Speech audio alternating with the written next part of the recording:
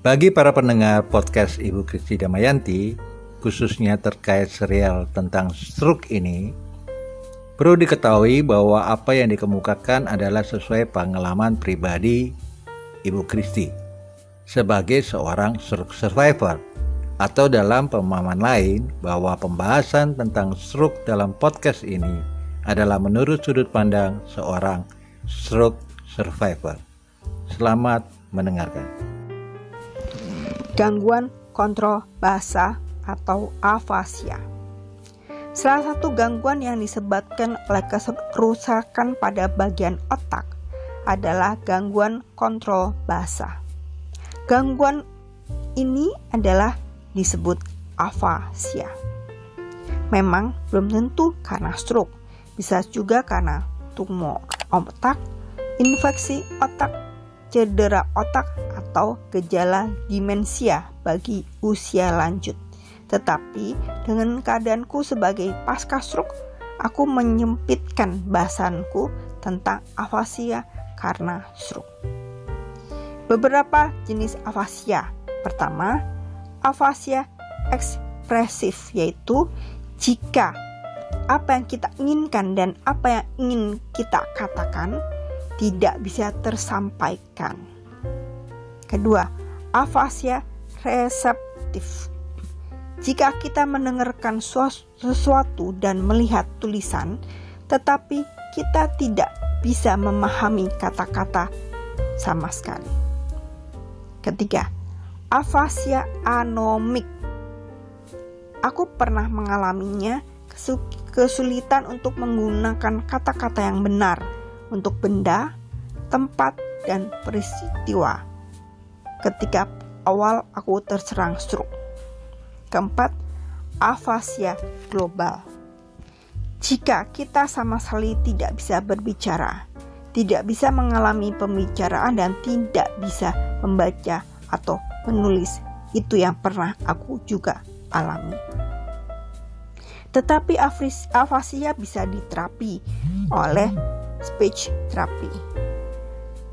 Bahkan untuk kasusku, walaupun aku masih sering kesulitan berbicara, bahkan sampai sekarang, tetapi dengan dukungan keluarga, sahabat, dan semua teman merupakan terapi untukku.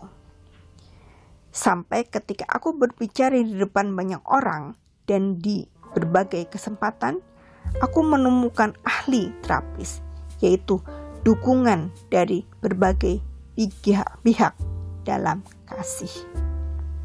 Banyak orang yang tahu bahwa ada orang yang menderita afasia, tetapi seringkali tidak memahami keadaan tersebut, sehingga penderita afasia seringkali putus asa.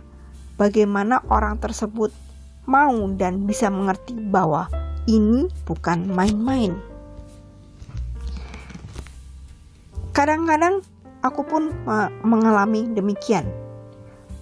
Dalam aku dan anakku bercanda, tertawa, tiba-tiba aku ingin mengatakan sesuatu, sampai aku mengernyitkan mukaku dan mencoba mengatakan hal itu, tetapi anak-anakku menganggap aku hanya bercanda, dan mereka bertambah menggoda aku. Untunglah aku memang sangat semangat dalam kesembuhanku, sehingga apapun yang mereka lakukan aku tidak pernah marah, sepanjang aku mengerti bahwa banyak bagi orang pasca stroke seperti aku memang kadang-kadang tidak banyak berbeda dengan orang-orang sehat, sehingga aku selalu dianggap sehat oleh banyak orang. Dengan keadaan ini, banyak penderita afasia menjadi frustasi ketika mereka menyadari bahwa orang lain tidak memahami mereka, atau ketika mereka tidak dapat memahami kata-kata orang lain dengan tepat. Seorang terapis bisa membimbing mereka untuk meningkatkan kemampuan mereka dalam berkomunikasi. Stroke adalah salah satu penyebab afasia. Biasanya, pemulihan afasia yang disebabkan oleh stroke bisa memakan waktu sampai bertahun-tahun. walaupun tergantung dengan keinginan si pasien untuk sembuh. Ada beberapa cara untuk membantu penderita afasia. Pertama, jauhkan kebisingan yang terlalu berat seperti radio atau TV yang terlalu keras. Kedua, mulai untuk berbicara tidak seperti kita berbicara dengan anak kecil, tetapi berbicaralah seperti biasa dengan santai, seakan-akan tidak ada apa-apa.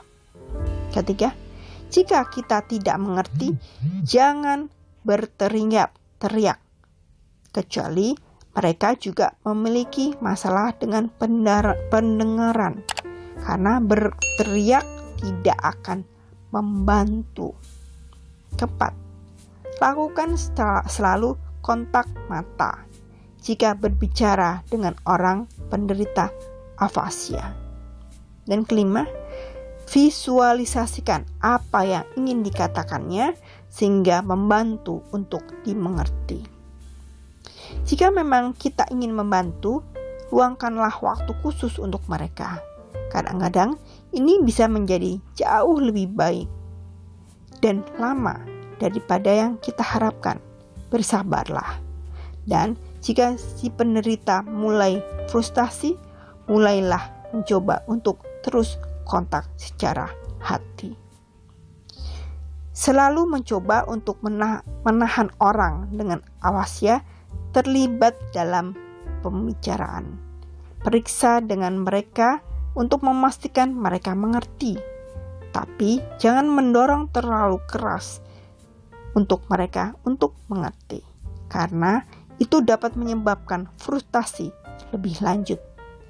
Jangan mencoba untuk memperbaiki penderita afasia jika mereka menginginkan sesuatu secara tidak benar, karena jika kita menyalahkannya, mereka akan menjadi frustasi lebih dalam lagi.